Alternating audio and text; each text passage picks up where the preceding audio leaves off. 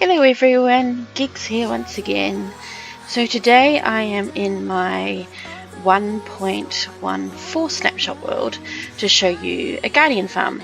However, this guardian farm works with 1.13 because this part of the water mechanics and using soul sand for bubble elevators is all part of the 1.13 update. It's nothing new in 1.14, but I saw no point doing this in my 1.13 world, given I don't play that world actively anymore. So as you can see behind me as I am sitting here talking to you, I have already made this farm. You can see the guardians that are popping up and heading on towards the center. Don't zap me, thank you. And there's actually quite a number of them. Now inside of this temple and inside of this temple area, the only draining I have done is the center area. The rest of it, no draining at all. And you can still see the amount of guardians that I've got floating towards the middle there. Yes, there's a little bit of a roof with some of that ice, but I haven't even completely roofed it. The inside of the temple, again, just apart from that little centerpiece where the guardians are dropping into, no draining at all. And what I'm going to do is just turn around here. Let's take a little bit of a wander around. You can see that, yes, he's locked onto me, thank you. You can see that all the bubbles coming up. I've covered the temple entirely in soul sand.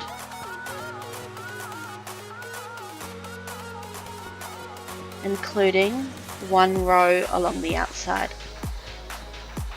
So any guardian that spawns within this area is going to get picked up by the bubbles and shot automatically up in the elevator up to here. Now along here you'll see all the fence gates there. This water is actually flowing over top of the bubble elevator and pushing the guardians in towards the center there. Very similar to the bubble elevator that we use in the mob grinders, in the fact that the bubble elevator shoots the mob up and we have a water stream going over top of it that then pushes the mob down to where you want to the killing chamber. But again, you can see that there is no draining at all of any of this. It is all completely full. If I go into here, I have a little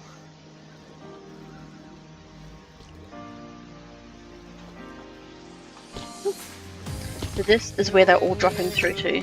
So I've got a lava blade up the top there, so they're coming through the lava blade and they're dying through full damage. And you'll see that there is drops sitting down there, and that is mainly because while I've done all of this, I haven't completed a storage room down here or a collection room, and all I've got down here is one double chest that is already full. Let's go through. There we go. So that's why they drop in there, and that's because within the 15 minutes of me 15-20 minutes of me having finished building this and coming down and looking at this, the chest is already full, and I already took some fish out of there, and it just keeps on filling up fairly fast. So it's doing quite a fair few drops. If you want to increase the size of the number of drops, you can actually go through and complete the roof on the top, and you can also go inside the temple and you can drain it, which will help you increase the drops that you get from there. But that is essentially, you got them all dropping there, and you can see the number of them. You can see the number, so I've still got them spawning inside of here. Not in large numbers, there's only a few of them. I did have a way of getting up. Where was it? Oh, there it is. Straight up. So again, you can see that they're still spawning in here. You've still got all this water in here. Because I did it in an ice area, I do have some ice inside of here. But basically it is all...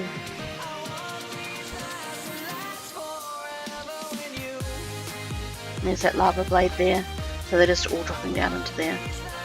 And that is essentially how easy this thing is to just do. Again, it's all open up there. I've got the conduit in here, so I didn't need to worry about breathing underwater while I did all of this. In total, this includes gathering the materials and completely clearing out the Elder Guardians, laying all the soul sand, doing all the work to the temple itself. Took me around 10 hours. But again, that included going and getting all the soul sand that I needed in order to cover this temple in soul sand, and it also included going and getting the dirt that I needed in order to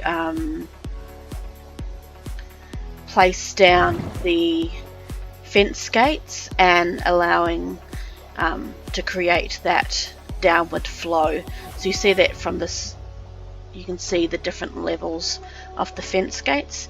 So in order to set this up, you needed to place dirt all around there, attach the fence gates to them, and then once I had covered this in soul sand, completely in soul sand, then I went through and broke all the dirt in order to show this part of it.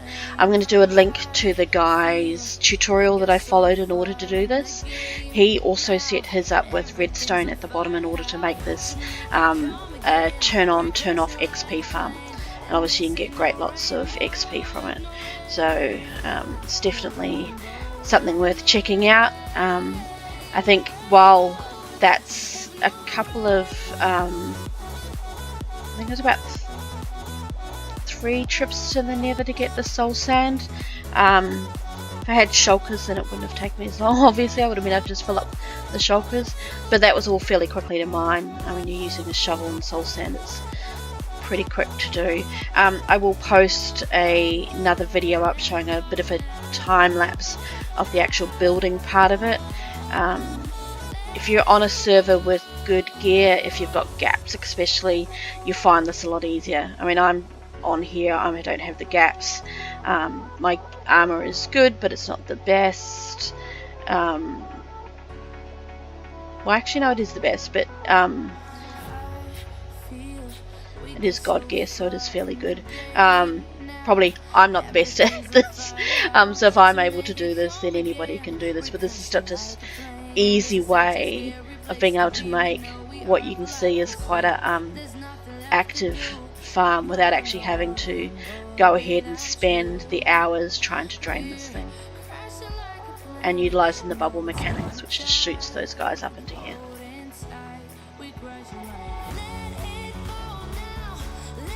Oops, even the squidder flying up. I think that's a little bit stuck there. You can see that they just keep on coming, and I don't really, for myself, I mean, I don't really need a heap of prismarine on here, so I'm just going to leave it as it is. Whenever I need anything, all I need to do is come in and AFK for 15 to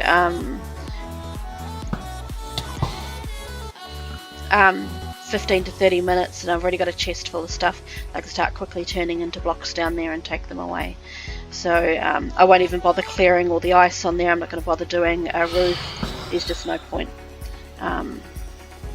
We can manage perfectly fine just as it is. I do need to be careful that these guys keep zapping me. My armor's taken quite a bit of a hammering during the making of this, but I hope that this helps you see how easy it is in order to create a Guardian farm with 1.13. and that you can quite happily have all the prismarine and sea lanterns that you need. Thank you very much for watching. Have a great day.